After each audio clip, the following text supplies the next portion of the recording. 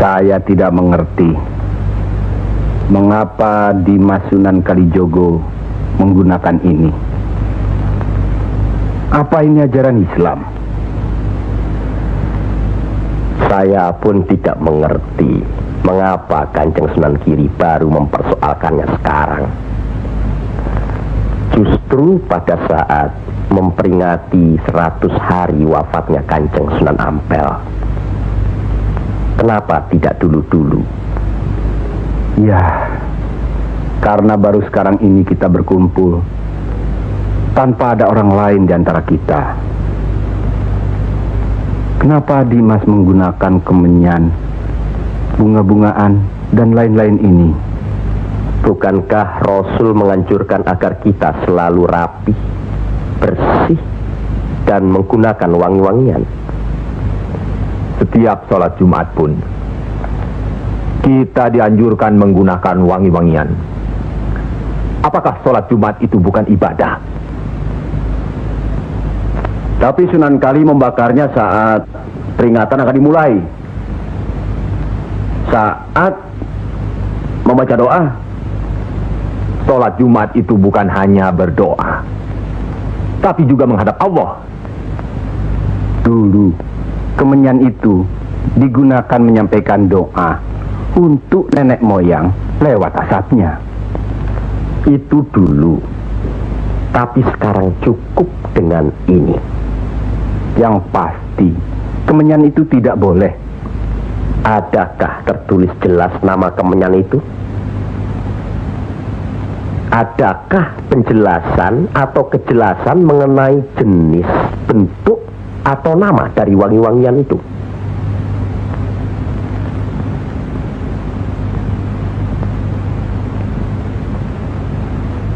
Kalau orang Jawa menganggap kemenyan, setangki, bunga-bungaan itu wangi, apa salahnya kalau mereka menggunakan?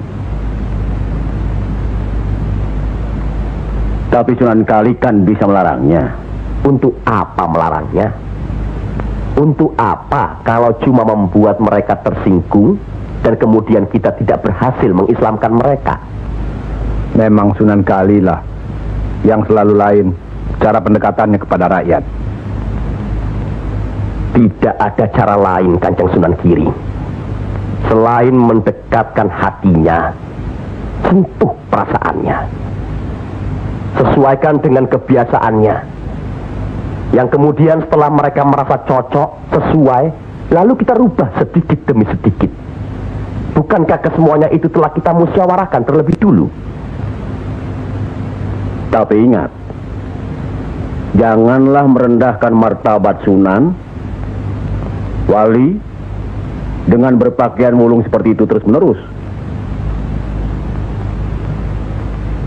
Kanjeng Sunan Kudus, kita punya budaya sendiri.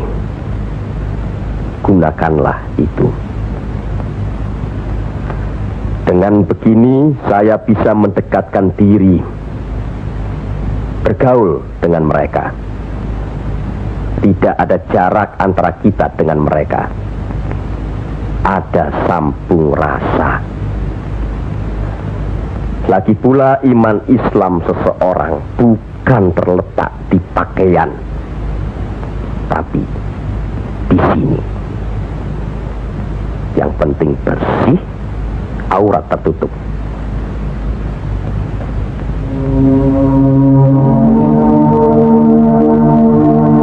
Hari ini setan-setan sedang bertengger di dada sedulur-sedulur.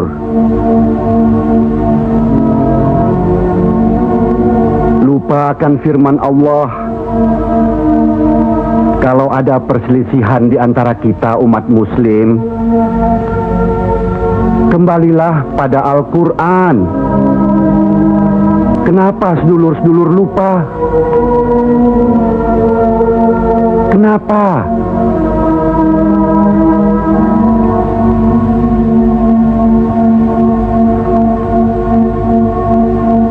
Maaf Kanjeng Sunan Giri.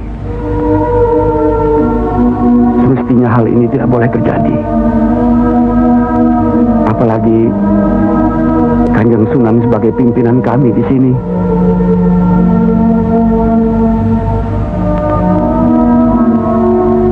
Kita harus ingat akan bahaya Islam yang berpusat di Pengging,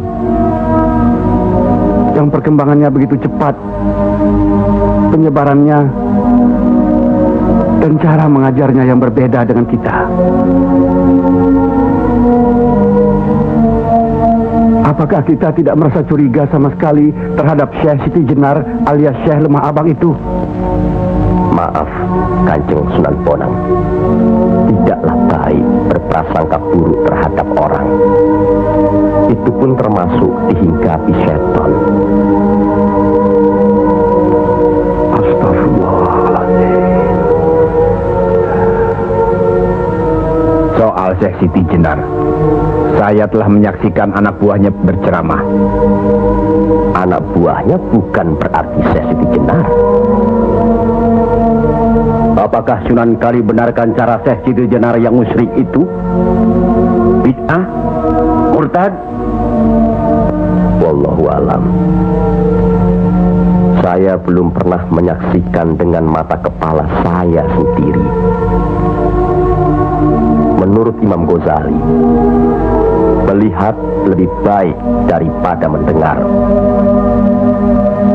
Saya rasa benar Kanjeng Sunan Bonang.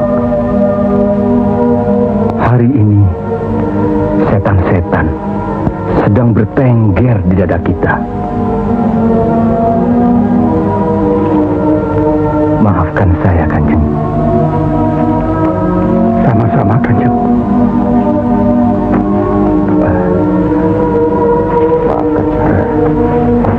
Maafkan sama-sama. Maafkan, Maafkan saya, Sunan. Kanjeng Sunan Bonang. Sama-sama. Sunan Muria. Maafkan. Maafkan saya. Maafkan Kanjeng Sunan Kali. Alhamdulillah. Maafkan Kanjeng Sunan Kudus. Maafkan saya.